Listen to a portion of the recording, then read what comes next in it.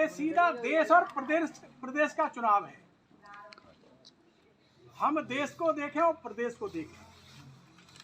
महाराज साहब ने क्या किया क्या नहीं किया, सभी की इच्छाएं पूर्ति कभी हो ही नहीं पाती। एक घर के हम सदस्य हैं 5 या 6 या 7, हम अपने घर के पूरे सदस्यों को संतुष्ट नहीं कर पाते, मगर घर हमारा फिर भी चलता है। मुखिया को बहुत बड़ी जिम्मेवारी उठानी पड़ती है।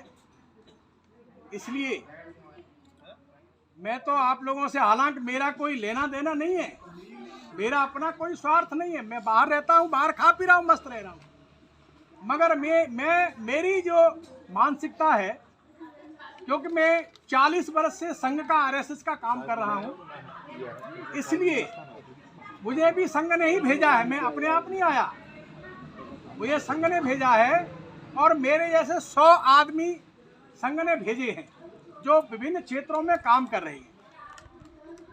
तो इसलिए मैं आपसे करबद्ध निवेदन करता हूं कि जो रूठा हो मनाने कोई नहीं आएगा, क्योंकि किसी के लड़के की शादी है नहीं, ये हमारा सबका सामूहिक काम है। अब मैं आपको एक उदाहरण देता हूं। हमारे बीच में यहाँ 5-7 घर मुसलमानों के रहते हैं, क्या उनको कभी किसी ने तंग किया है क्या?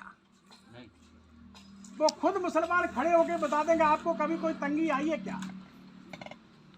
इसलिए हम अपने समाज को एकजुट होके और कमल के निशान पर बटन दबा देंगे तो महाराज साहब पहुंचेंगे तो योगी साहब की मजबूती हो जाएगी, और योगी साहब की मजबूती हो जाएगी तो मोदी साहब की मजबूती हो जाएगी।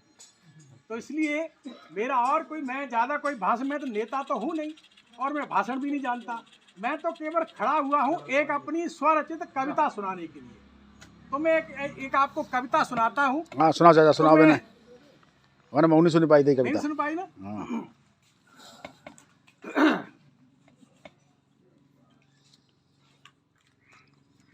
वंदे मातरम हो वंदे मातरम, वंदे मातरम हो वंदे मातरम।